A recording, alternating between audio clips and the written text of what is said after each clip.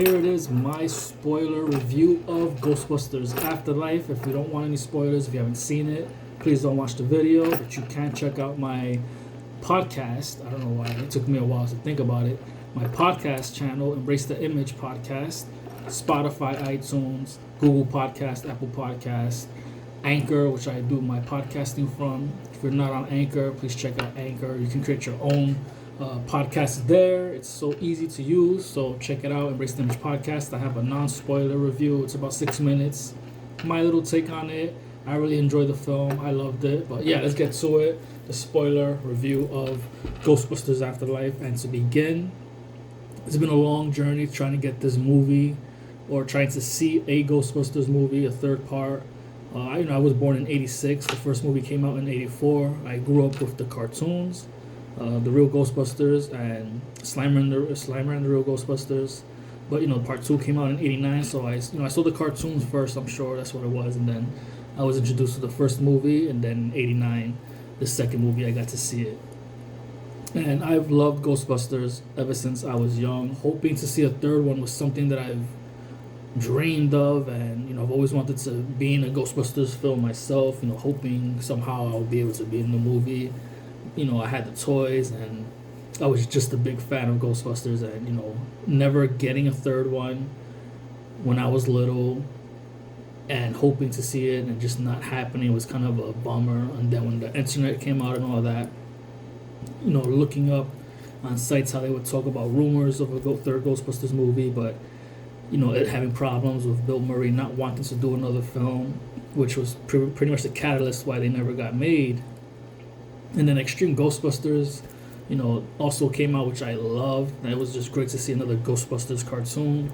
And I would have loved that to have been the film. If we're not going to get the originals back, why not follow the Extreme Ghostbusters route, which I don't know why that was never taken into consideration, or maybe it was to some degree. But the franchise, I know Dan Aykroyd was someone who was really insistent on it, trying to get it done. I'm sure Harold Ramis had a part of it. It's Egon, Harold Ramis, and Ray was played by Dan Aykroyd. Of course, if you're a fan of Ghostbusters, if you're not a fan but you want to be introduced into the world and see this film. And then, of course, Ernie Hudson, who played Winston. I'm sure he loved the character, he loved the franchise, and he just always wanted to get back into it. From what I read and what I would see in interviews, he just seemed really, about it. And it was just Bill Murray who was just, he didn't want to do it, and I love the second one. Is it a better film than the first one? No, but I always thought it was just below the first one or on par. And it catered more to the kids. I think at that time, like when Ninja Turtles first came out, parents argued, oh, it's too dark. And with Ghostbusters, the cartoon came out, I'm pretty sure they try to cater to the kids. And I feel like a lot of the franchises like Ninja Turtles, Ghostbusters, try to cater to the kids too much, and to be safe that the sequels suffered. I think Ghostbusters 2 is a way better film than Ninja Turtles 2, Secret of the Ooze. And I love Ninja Turtles. The first movie, I love Ninja Turtles.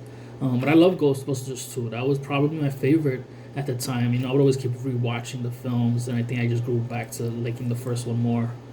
But I love Vigo the Carpathian. Was he a scarier villain than Gozer the Gozerian from the first movie? Definitely not. Nowhere near Gozer's level of power, but he was still a threat, and it was different. And I liked the whole painting idea, and I would defend Vigo, being stuck in the painting to my cousin, who would always make fun. Oh, he's stuck in a bad guy in a painting, and I would always say the reasoning of why that happened, and him trying to get out the painting and using, the negative energy of people to create this, the slime that happened because of these people's negative energies in New York would build up until he's able to become reborn again, through Oscar. So I defended that movie. I defend it. I love it. I love the soundtrack. It's amazing. I know people complain that it's nowhere near the first film's music and all that, the score and the musics that they use. But they're two different films, and I liked it. I love I love part two. I love part two. I love the poster when they're all like facing the camera. I guess that took the picture, and then the logo on the back with the two. Like, I love Ghostbusters too.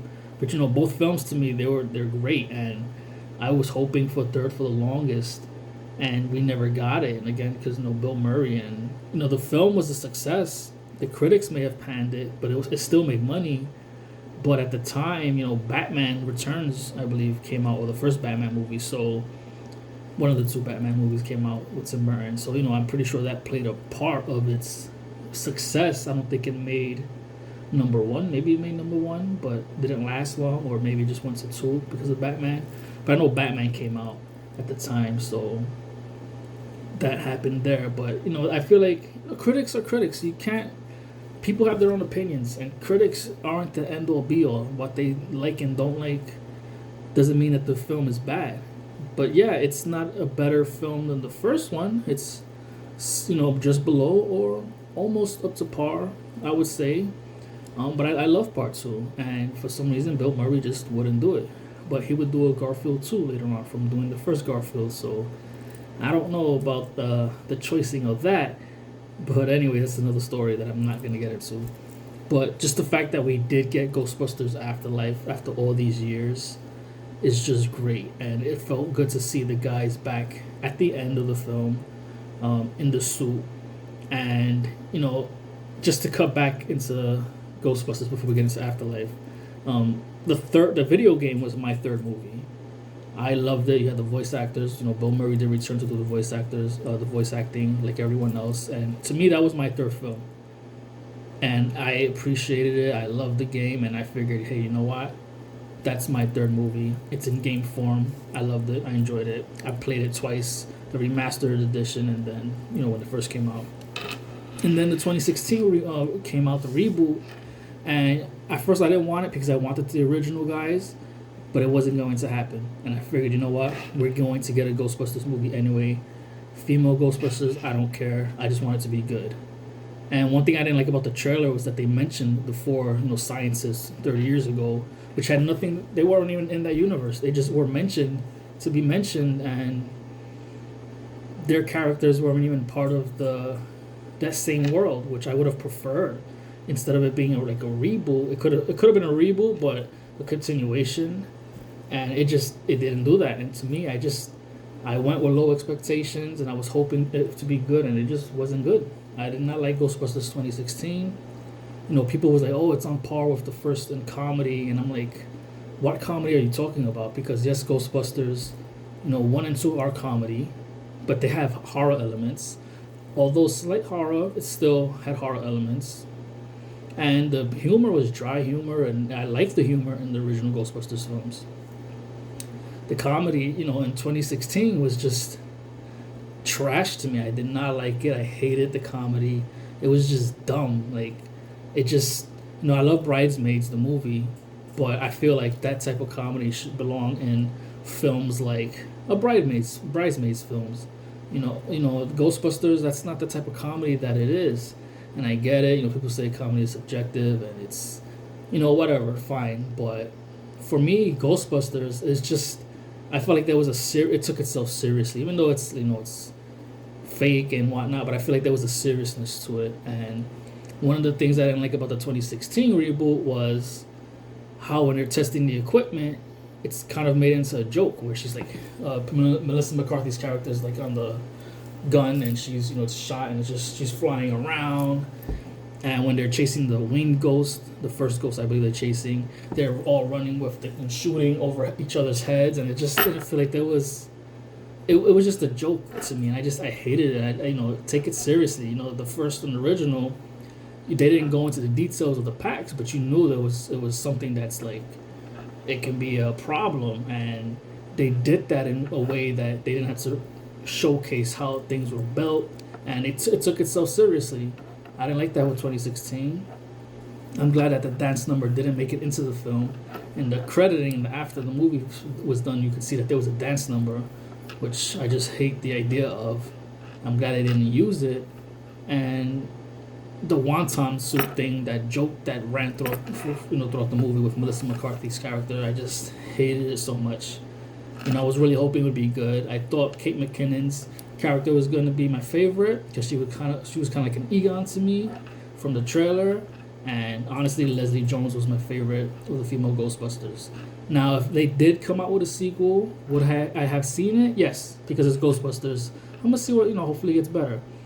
But it just wasn't what I liked, and I would have just went just to support the name of Ghostbusters. Is it going to get a sequel? No. What should it continue in comic book form? Or even if they did a sequel, why not? Maybe just make it better, or somehow multiverse it or whatever.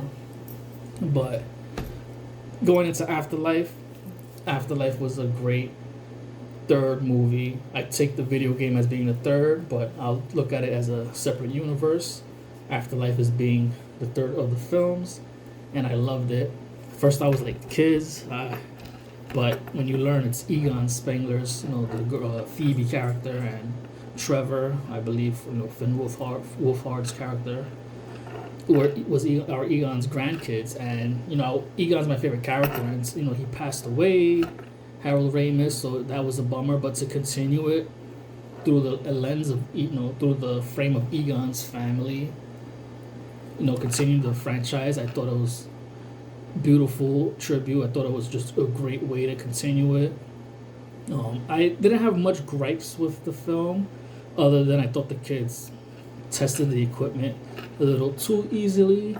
Again, the first one took the equipment seriously, and I'm not saying this one didn't, but it's like it's in the hands of children. They're using it as easy as I probably would if I were to get it. Like, how do you do this? How do you do that? But and I get it's a film. I guess you want to cut to things, and you just use your imagination.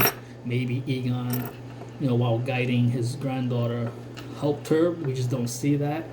But Podcast gets the goggles, and he's like taking pictures and knows how to use it. And I guess they don't have to show us everything that they're testing it out. It's just like, okay, they might have tested out as time passed, and we're just seeing them use it.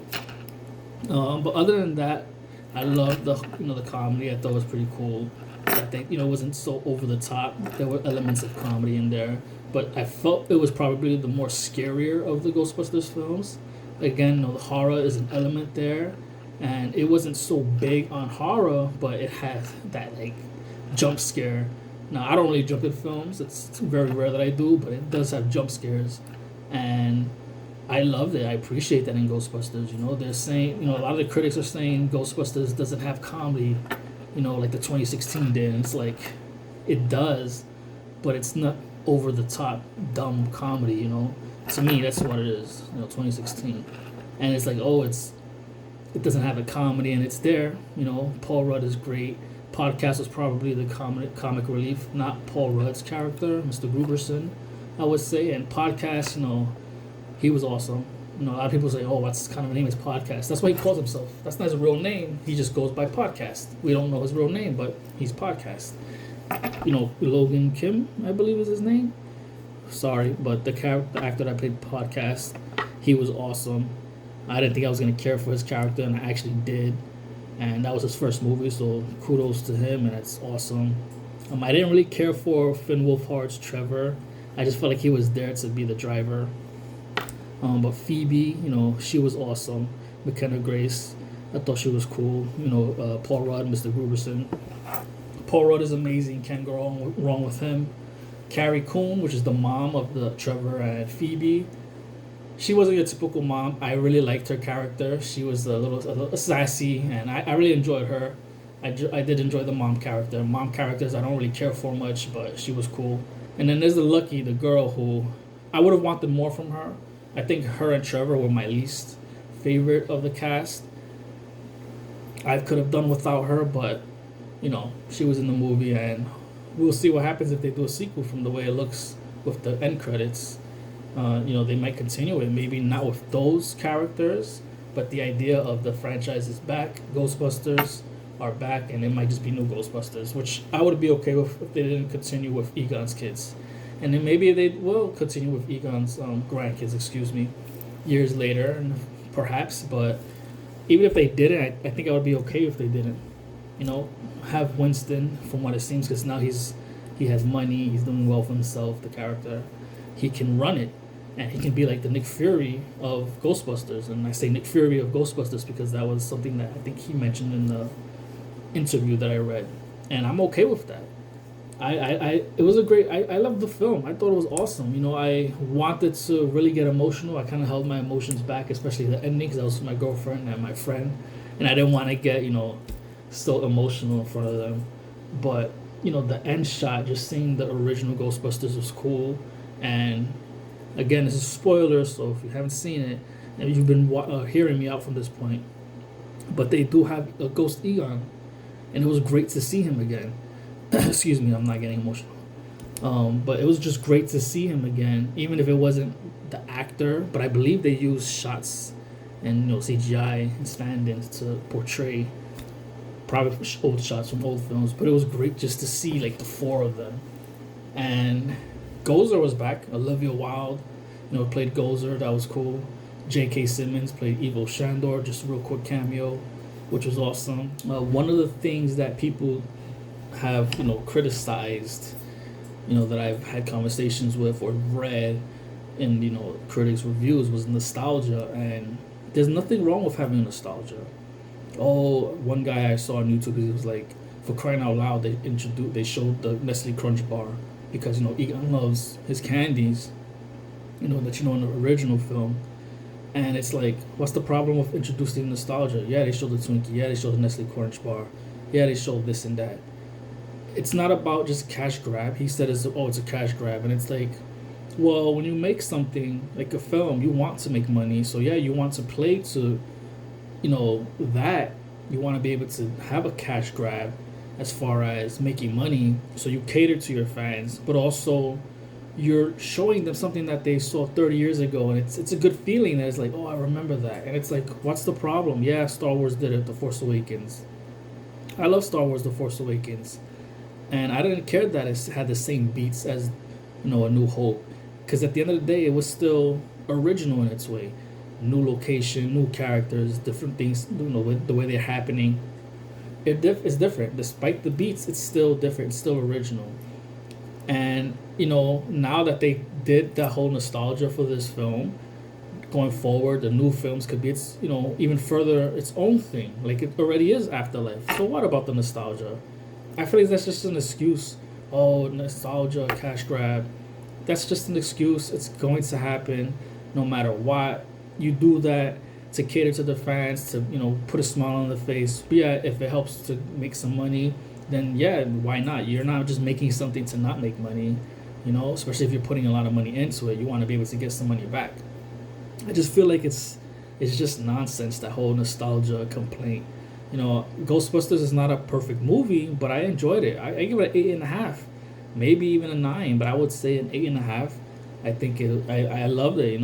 It was in New York, which I would have liked it to be New York or another city, but it was somewhere in a small town, fictional town, and I enjoyed it. I thought it did very well for it being in a small town and those small characters and what's going on, and continuing the world.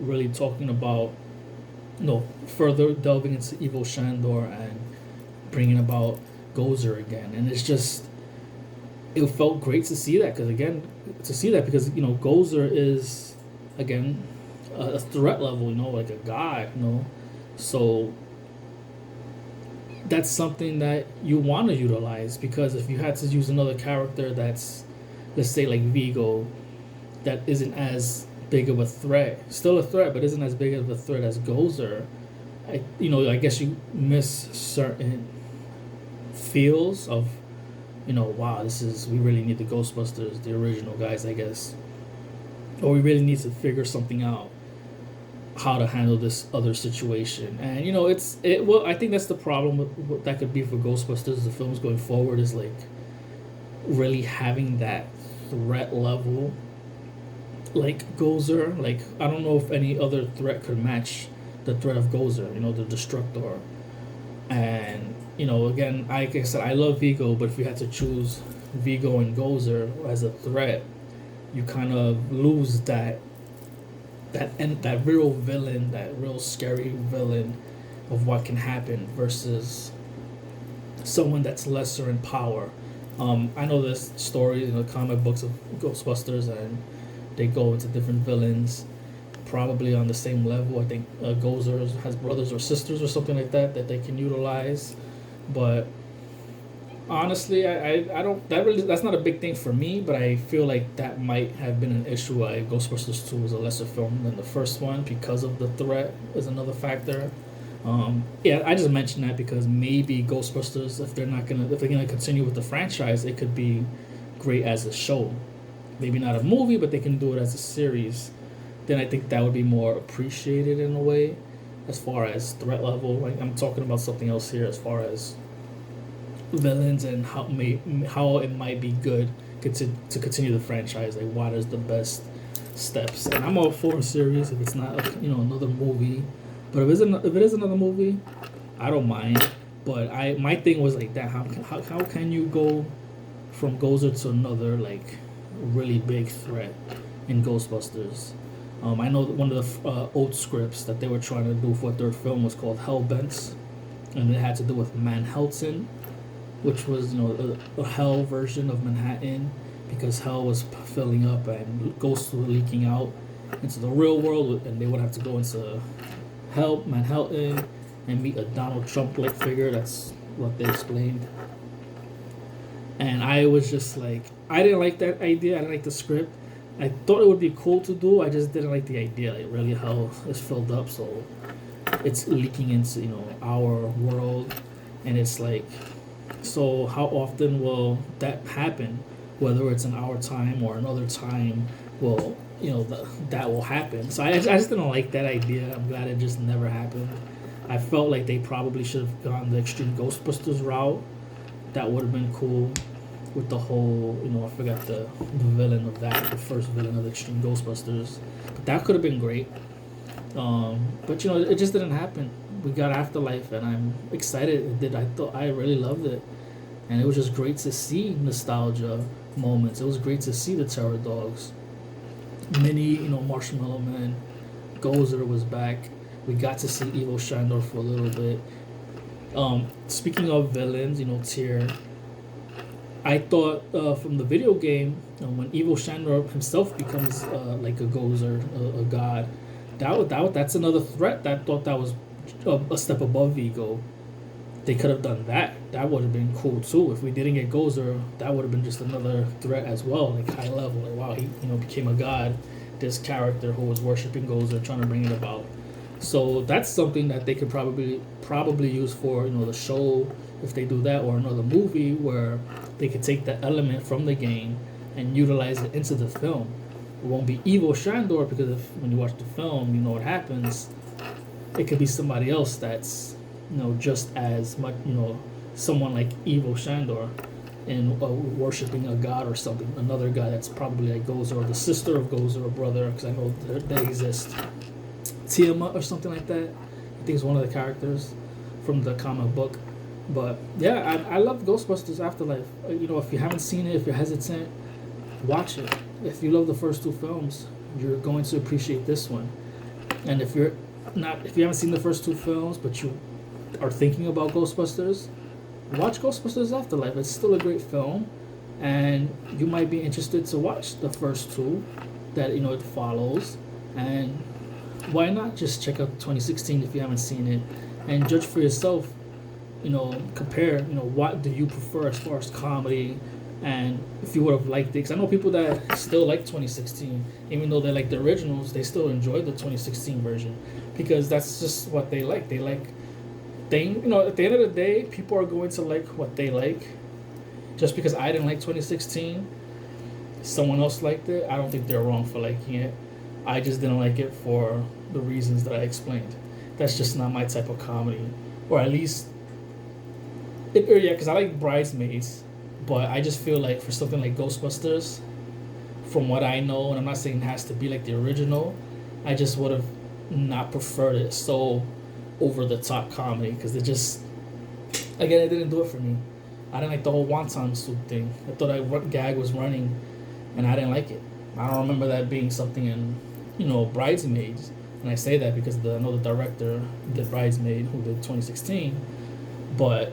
Some things work for other things, and it just didn't work for me. But Ghostbusters Afterlife, I really loved it. I really enjoyed it. Go out there, check it out if you haven't, if you're hesitant, and yeah, hopefully the franchise continues. So thank you for watching. Please subscribe if you haven't already. Hit that notification button. If you like films, I have short films on my page. Please check them out. Like them. Comment. Please comment on my videos. I'm trying to get people to talk with on my videos, and I kind of gotten people, but not many. I did get to 103 subscribers finally. I've been consistent in trying to make videos, so it's just great to see a little something happening on my channel. But yeah, please subscribe. I do appreciate it, and thank you so much for watching this video. Until next time, later.